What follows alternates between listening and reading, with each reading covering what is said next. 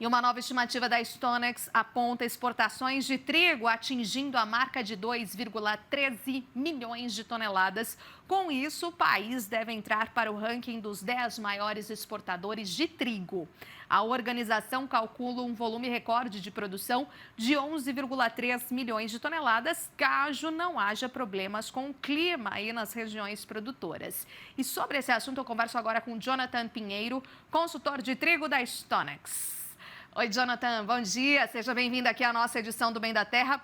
Como que vocês estão avaliando o mercado? A gente já vê, claro, safra após safra, inclusive a gente traz aqui sempre em detalhes os números da Conab, também Companhia Nacional de Abastecimento, frente a essa elevação de produção que vem ocorrendo, inclusive em regiões que não são tradicionais, como o que vem acontecendo no Cerrado também, ali no centro-oeste do nosso país, com a produção de trigo e aí variedades específicas e adaptadas para aquela região.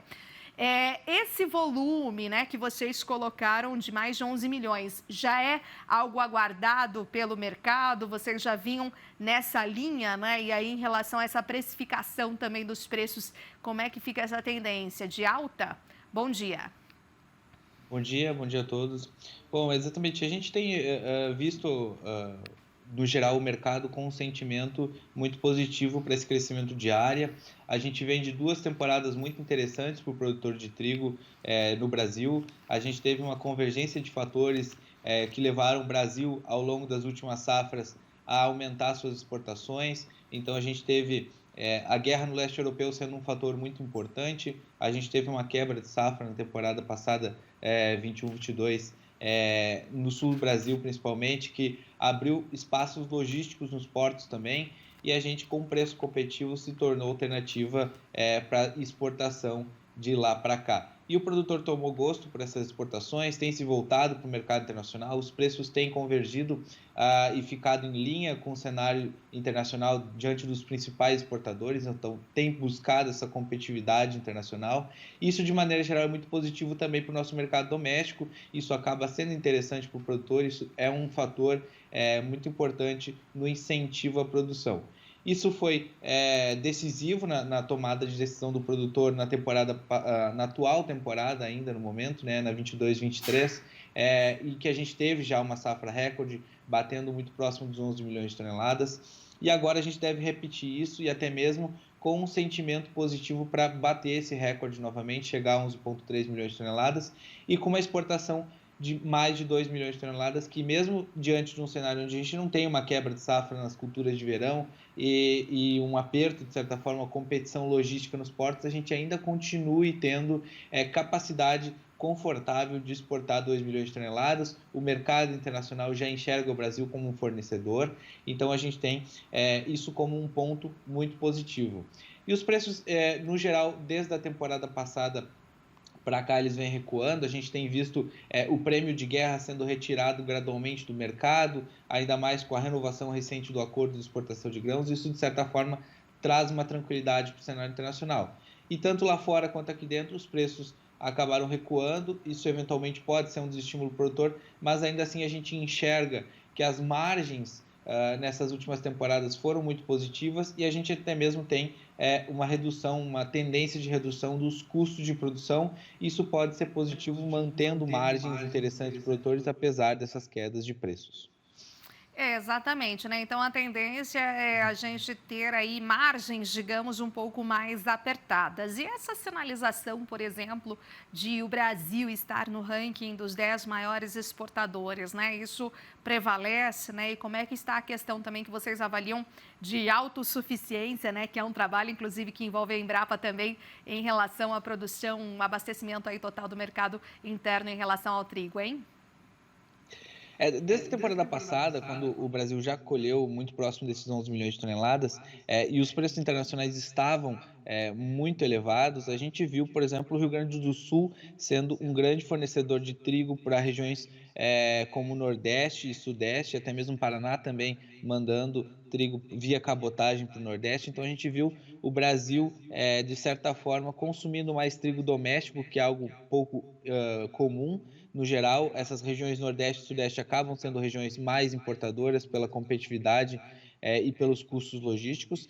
E agora isso tem atraído, de certa forma, regiões menos tradicionais a investir mais no trigo, dados os preços que são interessantes e custos logísticos que podem ser mais competitivos, ao menos para atender essas regiões mais próximas, né?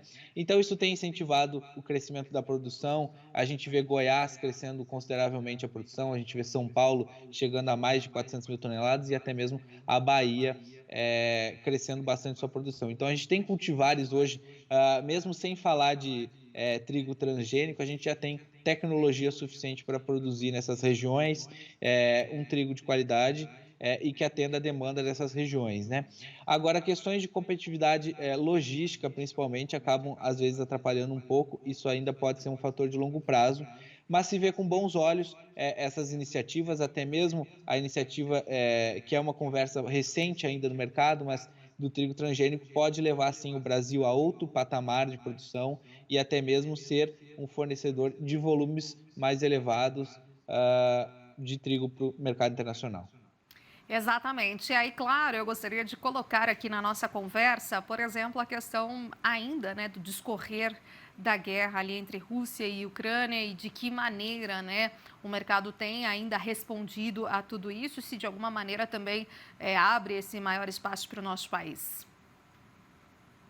Com certeza, a gente tem ficado cada vez mais próximo do mercado internacional e apesar da queda dos preços, principalmente por uma pressão de oferta desse trigo russo que vem com preços bastante competitivos no mercado internacional, a gente ainda consegue se manter hoje, as primeiras iniciativas, indicações de preços para a safra nova no Brasil já estão falando num trigo por volta de $260 por tonelada. Claro que a gente ainda tem um caminho longo até lá, falar numa entrada de safra por volta de outubro, novembro, a gente tem um fator cambial muito decisivo ainda nesse preço, mas já é um preço muito interessante no mercado internacional. E a gente coloca outra questão muito importante para a nossa precificação de exportação e até mesmo para os ganhos de competitividade no mercado internacional, é justamente a safra da Argentina, né?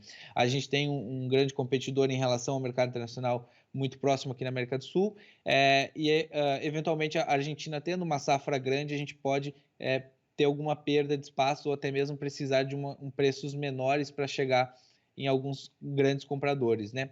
Mas, de maneira geral, a gente vê com alguma preocupação o cenário climático por lá e até mesmo a possibilidade de uma não confirmação dessas recentes estimativas, o SDA falando em 19,5 milhões de toneladas e a Bolsa de Buenos Aires falando em 18 milhões de toneladas, né?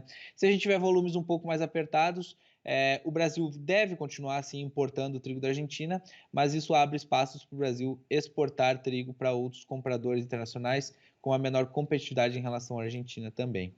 Mas no geral a gente vê com bons olhos essa competitividade brasileira hoje no mercado internacional.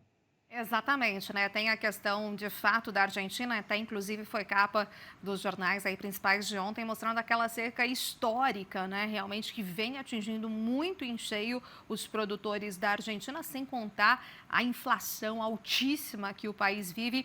Então, com isso, abriu muitas consequências aí para um mercado e um posicionamento, digamos, mais protagonista do país, não do nosso país, do Brasil. Exatamente. A gente tem visto recentemente as indicações de crescimento de área na Argentina, mas não sendo nenhum absurdo falar numa redução de área também. Existem muitas preocupações econômicas, dificuldade do produtor de investir, ele vem de uma quebra de safra de inverno na temporada passada, ele vem de quebra de safra de verão, então ele, de certa forma, está descapitalizado e o acesso ao crédito está muito difícil. Então, a produção na Argentina, apesar das estimativas apontarem para o crescimento da produção, ainda, de certa forma, é uma incógnita e a gente deve ver a evolução disso ao longo dos próximos meses, principalmente agora, até o final deste mês, quando a gente tem o começo do plantio por lá, né? E aqui no Brasil a gente também tem um plantio avançado, a gente tem Paraná olhando muito para a questão do El Niño também com alguma preocupação, já antecipando aí por volta de 2 semanas o seu plantio, muito buscando evitar os problemas de chuvas na colheita, que normalmente são habituais para o sul do nosso país, né? Considerando essas preocupações, mas também uma possibilidade de menos geadas no decorrer da safra. Então, antecipando sua janela e o Rio Grande do Sul com algum risco. Mas, no geral, a gente vê uma safra com a possibilidade de ser muito positiva no Brasil, podendo ter estoques de passagem também um pouco mais confortáveis, isso deixar o Brasil tanto com uma oferta muito satisfatória para atender o nosso mercado doméstico, quanto também para continuar fornecendo para o mercado internacional. Perfeito, então. Muitíssimo obrigada por sua análise aqui conosco. A gente volta a se falar em outras oportunidades. Excelente dia. Obrigado. Bom dia a todos. Obrigada, bom dia.